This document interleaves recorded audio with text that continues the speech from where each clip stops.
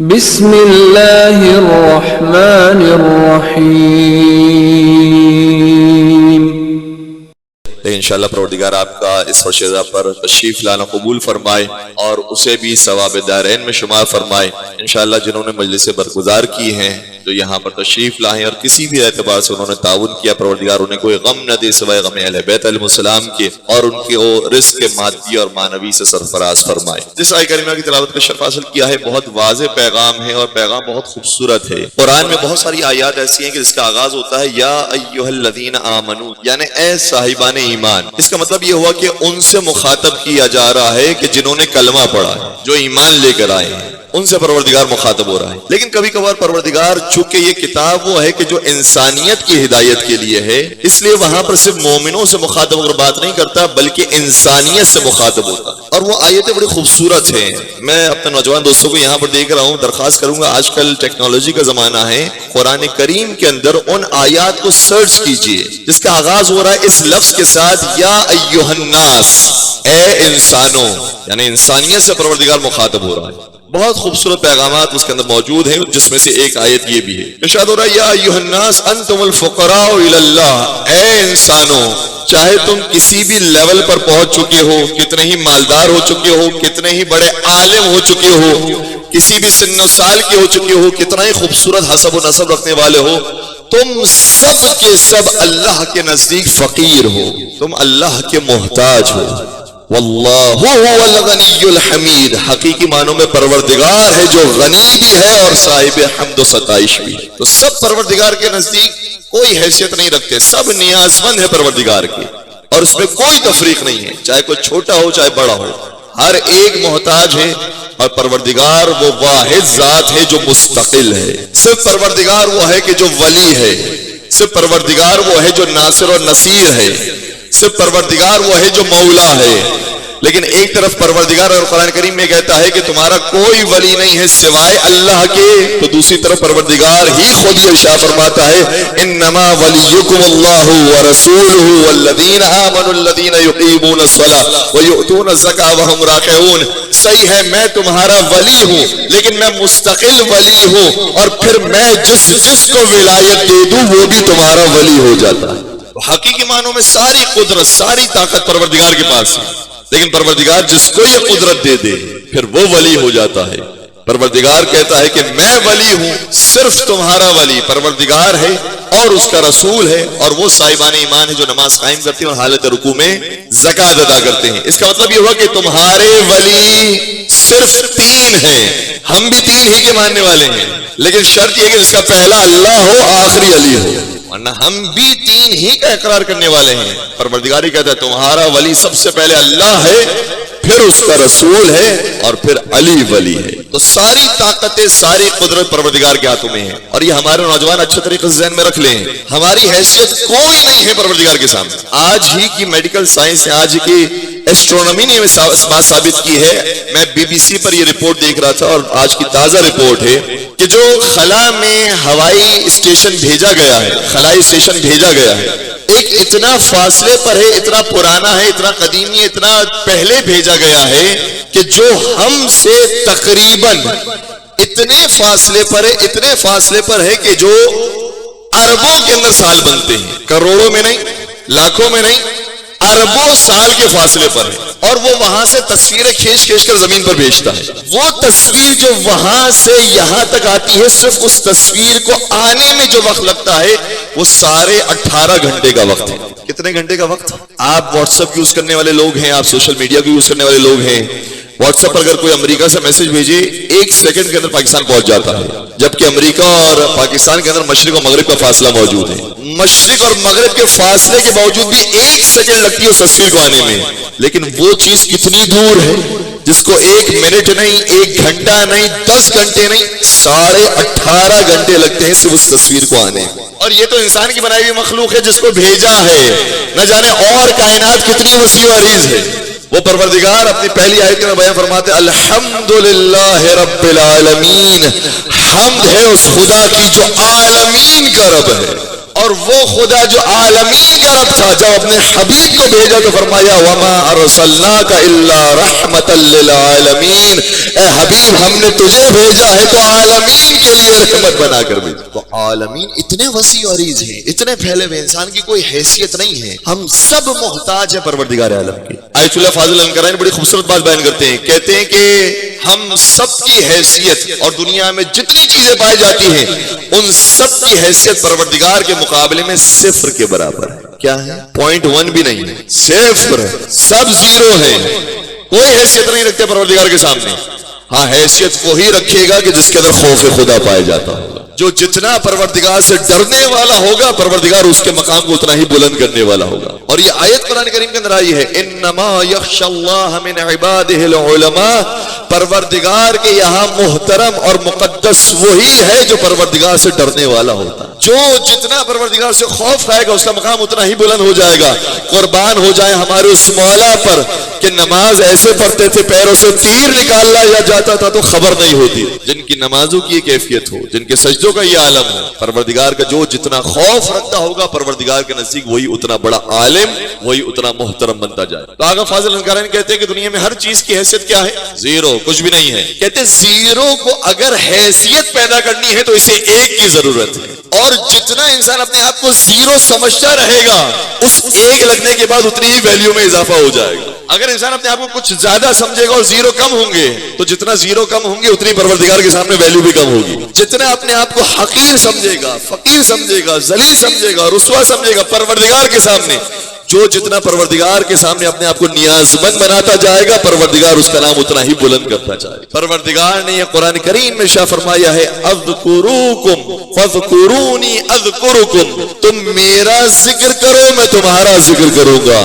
حسین نے کٹے سر کے ساتھ پروردگار کا ذکر کیا، خدا نے حسین کا نام اتنا بلند کر دیا، اتنا بلند کر دیا کہ اپنے گھر کے اتنے زائد نہیں رکھے جتنے حسین کے در کے زائد ہیں۔ یا علی، تو یہ بات اچھے طریقے سمجھ لیجئے۔ کسی شاعر نے بڑی خوبصورت بات کی، کہا کہ کعبے سے جا ملا تیرا آستہ حسین، قرآن بن گیا ہے تیری داستہ حسین۔ آئے ہائے، ایک ایک لفظ بڑا موتی ہے۔ قرآن قیامت تک باقی رہنے والا ذکر ہے تو ذکر حسین بھی قیامت تک باقی رہے گا۔ کعبے سے جا ملا تیرا آستہ حسین، قرآن بن گیا ہے تیری داستہ حسین، آواز انبیاء بھی نہ پہنچی جہاں تلک، پہنچے ہیں تیرے خون کے چھیٹے وہاں حسین۔ تو امام علی مقام نے جتنا اپنے آپ کو خدا کے سامنے جھکایا ہے، سجدہ معبود انجام دیا ہے، پروردگار نے اتنا ہی حسین کا نام خوبصورت بنا، اتنا ہی حسین کی معرفت عطا کی۔ بلکہ میں کہوں گا حسین کے مقابلے پر آنے والے، ارے ان کی قبروں کا بھی نشان نہیں ملتا، ظاہر تو بہت دور کی بات۔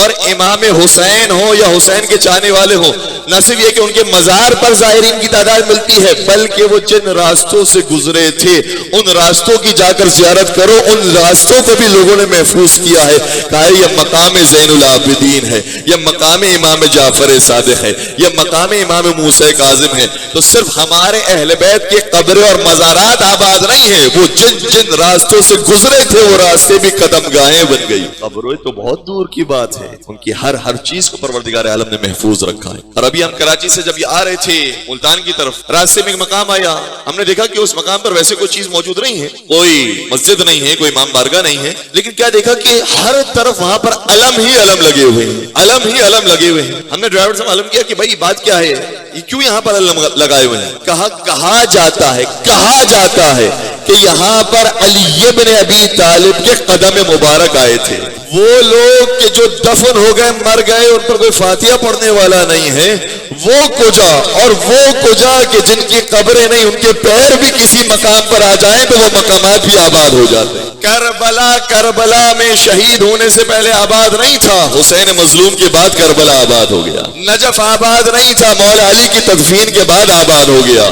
مشہد نہیں تھا، مولا رضا کے تدفین کے بعد مشہد الرضا بن گیا۔ تو جو پروردگار کا جتنا ذکر کرتا جائے گا پروردگار اس کے ذکر کو اتنا ہی بلند کرتا جائے گا. اپنے آپ کو پروردگار کے سامنے حقیر فرض. اور نبی اکرم حضرت محمد مصطفیٰ صلی اللہ علیہ وآلہ وسلم کے بارے میں یہ جملہ ملتا ہے. ایک باوزہ بلند درود پڑھ دیجئے محمد وعلم. نبی اکرم کی ذات گرامی جن سے بڑا اور کوئی نہیں ہے کائنات میں، رحمت للعالمین. لیکن اس کے باوجود وہ یہ بیان فرماتے ہیں الفقر فخری، میرا پروردگار کی طرف محتاج ہونا اور پروردگار کے سامنے فقیر ہونا یہی میرا فخر ہے. جس نے جتنا جھکا دیا اپنے آپ کو خدا کے سامنے، خدا نے اس کا نام اتنا بلند کر دیا، اتنا بلند کر دیا کہ آج مؤذن اذان دیتا ہے، یہ کہتا ہے اشہد ان لا الہ الا اللہ، لیکن مؤذن کی اذان مکمل نہیں ہوگی جب تک کہ وہ یہ نہ کہے او اشہد ان محمد رسول اللہ. جب تم محمد مصطفیٰ کی گواہی دو گے تب جا کر خدا کی اذان مکمل. اور آج جب ہم تشہد میں پڑھتے ہیں تو تشہد میں کیا کہتے ہیں؟ یہ کہتے ہیں اشہد ان لا الہ الا اللہ واشہد ان محمد رسول اللہ واشہد ان محمد عبدہ ورسولہ. ہم یہ کہتے ہیں تشہد کے اندر. کیا مطلب ہے اس کا؟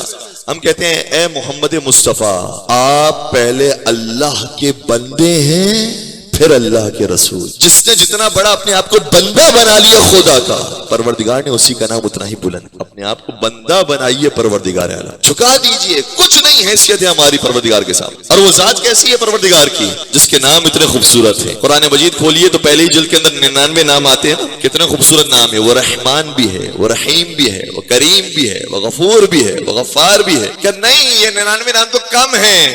آپ دعائے جوشن کبیر کھولیے، دعائے جوشن کبیر کے اندر پروردگار کے 99 نام نہیں، معصومین نے پروردگار کے 1000 نام بیان کیے. کبھی کبھار ہماری مجلسوں سے اس طرح سے توحید بھی بیان ہونی چاہیے کہ لوگوں کو بنیادیں معلوم ہو کہ ہماری بنیاد کیا ہے. اگر ہماری توحید مضبوط ہوگی تو ہماری امامت بھی مضبوط ہوگی. ہم اصول دین میں کسی عقیدے کو نہیں مانتے ہیں اور ہم یہ اعلان کرتے ہیں کہ کوئی کتنے ہی اصول دین بناتا رہے، ہم کسی اصول دین کو نہیں مانتے، ہم صرف ایک اصول کو مانتے ہیں. توجہ رکھیے گا اور بات پوری سن کے جائیے گا. کس اصول دین کو ہم مانتے ہیں؟ ہم صرف اصول دین میں توحید کو مانتے ہیں. نہ 3 کو، نہ 5 کو، نہ 7 کو، نہ 8 کو. ہم کسی اور کو نہیں مانتے. کیوں؟ اگر ہم 5 کو مانتے ہیں تو سمجھ کر مانیے گا، ہم اس توحید کو مانتے ہیں کہ جس توحید کے ساتھ ہی عدل آتا ہے. اگر وہ توحید نہیں تو عدل نہیں. اور ہم نبی بھی اسی کو مانتے ہیں جو اللہ کا بنایا ہوا ہو. اگر بات یہاں تک پہنچ گئی ہے تو پھر امامت سمجھنا آسان ہوگا. اور ہم امام بھی اسی کو مانتے ہیں جو اللہ کا بنایا ہوا. تو اپنی توحید کو مضبوط کیجئے، پروردگار سے دوستی کو، رابطے کو مضبوط کیجئے. پروردگار بڑا معاف کرنے والا. مولا متقیان نے دعائے کمیل کے اندر ارشاد فرماتے ہیں یا سریع الرضا، اے وہ جو اپنے بندوں سے بہت جلدی راضی ہو جانے والا. کتنا جلدی راضی ہو جائے. ایک مرتبہ دل اس کا ٹوٹا، پروردگار سے دوستی ہو. ورنہ کتنے ہی لوگ ایسے ہوتے ہیں آتے ہمارے پاس دوستی رکھتے ہیں، لیکن دوستی اس وقت تک رہتی ہے جب تک فائدہ ملتا رہتا ہے. لیکن پروردگار وہ ہے کہ تم اس کی عبادت نہ کرو تب بھی وہ تم سے دوستی کرنا چاہتا ہے. وہ تم سے پھر بھی محبت کرتا ہے، وہ تمہیں پھر بھی رزق دیتا ہے، وہ تمہیں پھر بھی نعمتیں دیتا ہے. یہ بھی معصوم نے شاہ فرمایا ہے اے وہ ذات جو اس کو بھی عطا کرتی ہے جو اس کی معرفت رکھتا ہے، اور اس کو بھی عطا کرتی ہے جو اس کی معرفت نہیں رکھتا. پروردگار ہر ایک ذات کو عطا کرنے والی. تو پروردگار دوستی کرنا چاہتا ہے. اور جس طرح سے ہماری عبادت کرنے سے خدا کی خدائی پر فرق نہیں آتا، اسی طرح سے نبی کو نبی مانے یا نہ مانے نبی کی نبوت پر فرق نہیں آتا. اور اسی طرح سے علی کو تم مولا مانو یا نہ مانو علی کی ولایت پر فرق نہیں آتا. یا علی. تو پروردگار سے اپنا راستہ، اپنا وابستہ مضبوط کیجئے، مضبوط کیجئے. پروردگار بہت محبت کرتا ہے. حضرت آدم علیہ السلام اس دنیا میں تشریف لائے. جب تشریف لائے تو آپ کو معلوم ہے کہ جنت سے نکالے گئے تھے، بہت پریشان تھے. توبہ کی. توبہ کس کے وسیلے سے قبول ہوئی؟ حضرت آدم نبی خدا کی توبہ بھی قبول ہوتی ہے. میں اپنی کتابوں سے نہیں، متفقون علیہ کتابوں سے پیش کر رہا ہوں. حضرت آدم کی توبہ قبول ہوئی تو محمد مصطفیٰ کے واسطے سے، علی مرتضیٰ کے واسطے سے، فاطمہ زہرا کے واسطے سے، حسن مجتبیٰ کے واسطے سے، اور سرکار سید الشہداء کے واسطے. جب یہ توبہ قبول ہو گئی حضرت آدم اس دنیا میں آ گئے. کہنے لگے پروردگار یہ ناانصافی کی بات ہے، تو نے شیطان بنایا ہے وہ تو بڑا مضبوط ہے، وہ تو جہاں جانا چاہتا ہے چلا جاتا ہے. ہم انسان وہ ہیں جو محتاج ہے کسی وسیلے کے، ہم محتاج ہیں کسی سواری کے.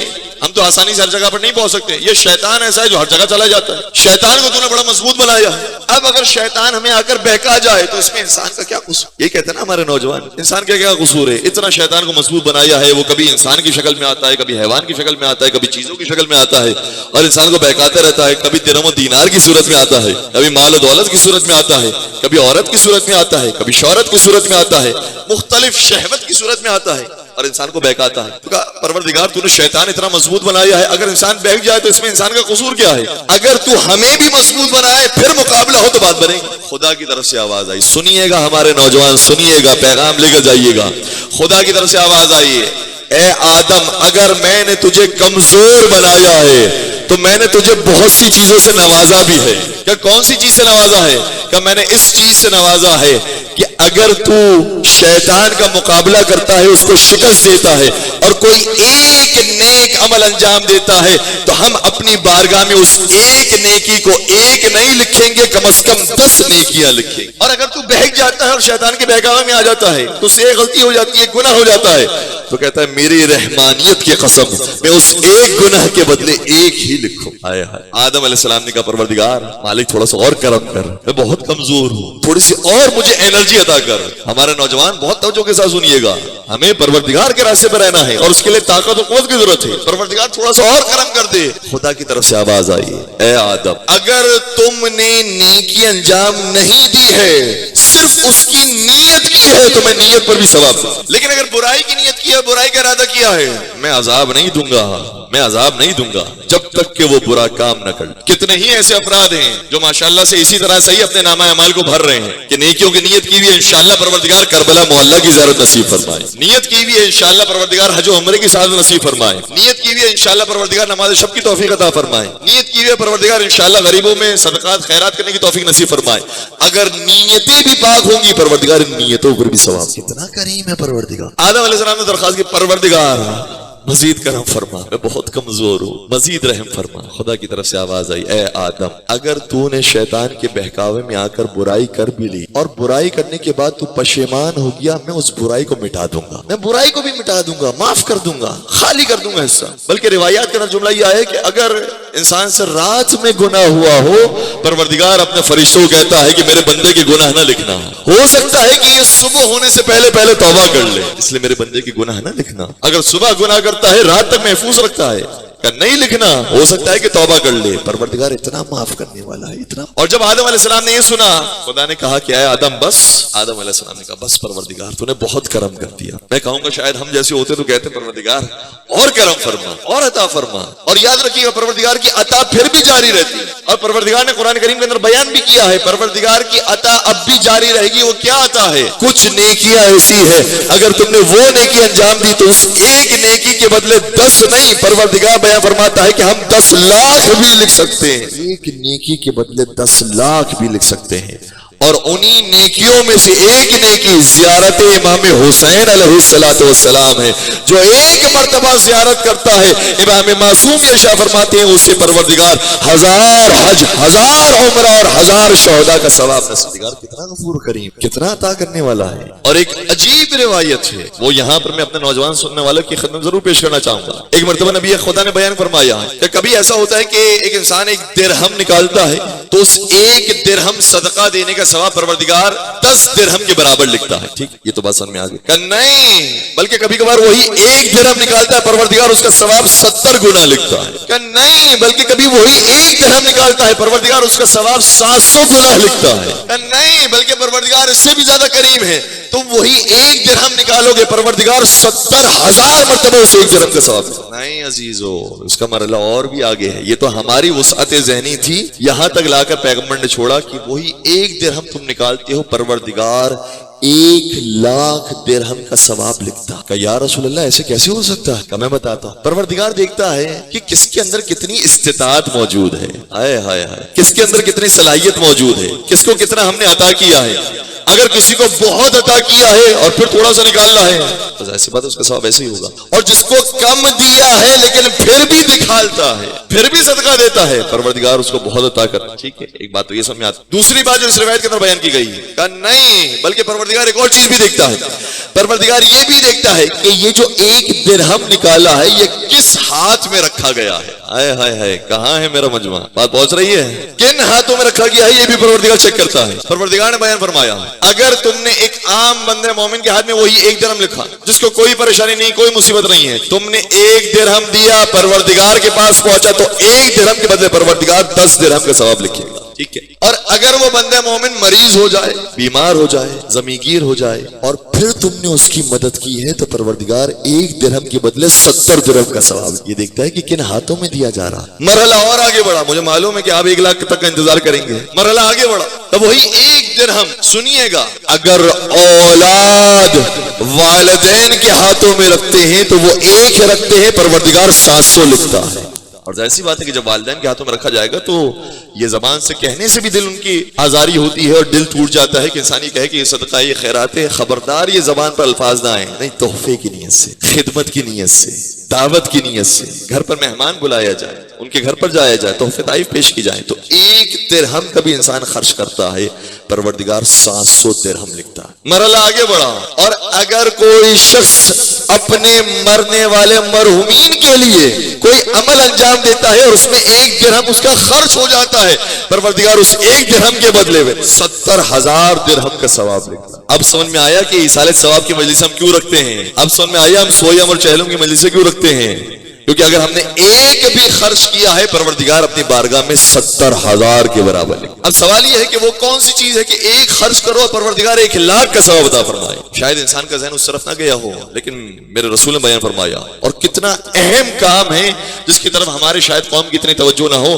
اللہ کے رسول بیان فرماتے ہیں, اور اگر 1 درہم اپنی قوم کے اسٹوڈنٹ کے ہاتھ میں رکھا جائے, طالب علم کے ہاتھ میں رکھا جائے جو علم کے لیے نکلا ہے تاکہ وہ علم حاصل کرے اور یہ علم اپنی قوم میں منتقل کرے, تو وہ طالب علم کے ہاتھوں میں رکھے جانے والا 1 درہم پروردگار کیا 1 لاکھ درہم کے برابر. کیا کمال کا دین ہے یہ ہمارا دین, علم پر استوار. اور کیسے ہو سکتا ہے کہ ہمارا قوم, ہمارا دین علم کے اوپر استوار ہو, ہر ہم باب مدینۃ العلم کے ماننے والے نہ ہو. ٹھیک ہے, 2 ہی اسلام کے اندر شخصیات ہیں نا, توجہ رکھیے گا, اسلام کے اندر 2 ہی شخصیات ہیں.